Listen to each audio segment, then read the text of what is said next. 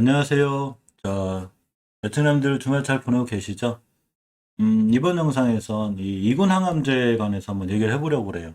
보통 이 표적 항암제, 면역 항암제가 포함되어 있는 이군 항암제가 있는데, 이런 이군 항암제들이 심포괄수가 제외, 이렇게 돼 있다는 얘기죠. 쉽게 얘기하면 의료보험 같은 데서 제외될 수 있다는 이런 얘기가 있는 거죠. 이 메디파나의 출처고요. 박으뜸 좋은 기자님의 글입니다. 살펴보면 이 마른 하늘의 날벼락 뭐 이런 표현을 했는데 지난 10월 13일 건강보험 시험사 평가원이 심포괄수가제 시범사업 참여 병원들에게 보낸 심포괄수가제 관련 변경사항 사전 안내 공문이 있었는데 이게 2022년 내년부터 적용 예정이라는 공문 내용에 따르면 심평원이 심포괄수가의 지불 정확성을 제고하고자 약제와 치료제의 포괄, 비포괄 분류 기준을 개선했다고 합니다. 즉, 이군 항암제 같은 경우 이제 비급여, 급여가 안 된다는 얘기죠. 비급여로 사용한다는 얘기인데, 이게 바로 어떤 내용이냐면, 표적 항암제, 면역 항암제 등, 이군 항암제를 비급여로 사용해야 한다는 내용입니다. 즉, 리보세라닉 같은 경우에 면역 항암제죠. 어쨌거나, 이러한 이 공문의 결과로 희귀 및 중증 질환 등에 사용돼 남용 여지가 없는 항목 등은 전액 비포괄 대상 항목, 희귀의약품, 이군 항암제 및 기타 약제, 사자성인 약제, 초고가 약제 및 치료재료, 일부 선별급여 치료제로 전부 다 결정이 됐습니다. 따라서 이 표적항암제, 면역항암제가 좀 더 비급여가 되기 때문에 HLB의 리보세라닙도 결국 면역항암제죠. 그러니까 약간은 좀 걱정이 되는 상황이고, 그렇다면 뭐 주가 영향을 바로 주거나 그러진 않아요. 원체 그쪽이 이제 비싼 걸로 또 알려져 있고, 또 면역항암제들이나 아직은 뭐 전체적으로 FDA 승인이나 이런 게 나 있는 상태는 아니기 때문에 영상은 참고 참조 정도로 보시는 게 좋을 것 같습니다. 이 심포괄 수가제가 입원 기간 동안 발생한 입원료, 처치료, 검사비, 약제비 등 진료에 필요한 기본적인 의료 서비스의 비용을 포괄 수가로 묶어서 미리 정해진 금액대로만 지불하고 의사의 수술, 시술 등 이 행위별 수가로 별도 보상하는 제도가 됩니다. 근데 이 심포괄 수가제가 매달 이 병원비가 꽤 비싸죠. 수백만 원의 비급여 약값을 감당할 경제적 능력이 되지 않고 실손 의료보험에 가입하지 않은 저소득 종합 환자들에게 치료 기회를 제공하는 좋은 이 기회가 됐었고, 특히 항암제가 꽤 비싸죠. 고액의 항암제를 사용하는 암 환자들은 비용 부담을 크게 줄일 수 있는 이런 좋은 제도였는데, 건강보험 등재가 되지 않은 일부 고액의 비급여 약제라도 심포괄수가제 시범사업 참여병원에서는 약값의 5에서 20%만 부담이 되는 이런 이 좋은 이 제도가 있었습니다.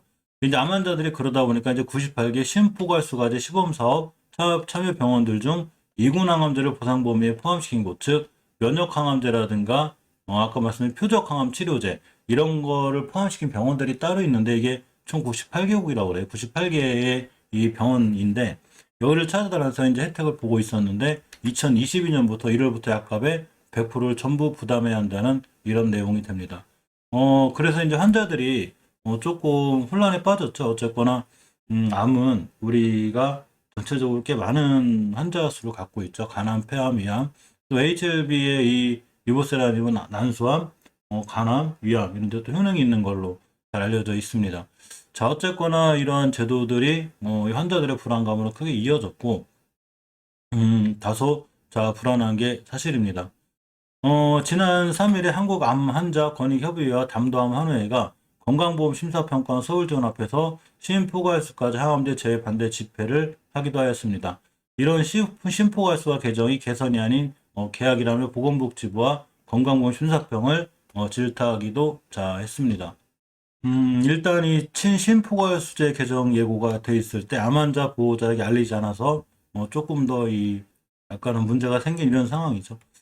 한국 암 환자 권익협의회 김영덕 회원이 그간 암 환자들은 비급여인 고가의 항암 치료에 대한 부담으로 심포괄수가제 병원을 옮겨서 저렴하게 치료를 받아왔다고 합니다. 아까 말씀드린 그 부분이죠. 환우들이 조금 더 경제적인 부담을 덜 수 있었는데 지난 10월 13일 정부가 심포괄수가제 시행병원에 비급여 항암 치료 전액을 환자 부담으로 한다는 공문을 보내고 나중에 이걸 환자들이 알면서 큰 반발이 생겨져 있는 이런 상황입니다. 어쨌건 좀 해결이 잘 됐으면 좋겠고, 사실 암 환자들의 고통이 꽤 크죠. 그러니까 좀 잘 돼서 의료 혜택을 받는 좀 이런 제도들이 개선됐으면 하는 개인적인 바람이 있고, 또 이런 의료비 혜택을 받는 부분들이 또 결국은 제약사들이나 이 바이오주들, 이 면역항암제나 표적항암제 개발한 회사들에게도 힘이 되거나 도움이 되지 않을까, 이게 개인적으로도 좀 생각해 봅니다. 2021, 이 미국에서, 어, 항암 관련해서 이 학회가 하나 열리죠. 미국 면역항암 학회가 열리기는데, 제가 이 한번 HLB가 참여하나 굉장히 살펴봤거든요. 근데 HLB는 여기는 참여 안 하는 것 같아요. 자, 다음 주에 미국 면역항암학회에서 주목받을 K바이오 이런 기사가 있습니다. 자, 이투데이의 유엔 기자님의 글이고요. 국내 바이오 기업들이 10일, 현지 시간이죠. 미국 워싱턴에서 열리는 면역항암학회에 출격한다고 합니다. 개발 중인 신약 후물질을 글로벌 무대에 소개해 기술 수출 등의 성과로 이어질 수 있을지 주목이 된다는 유형의 기사고요.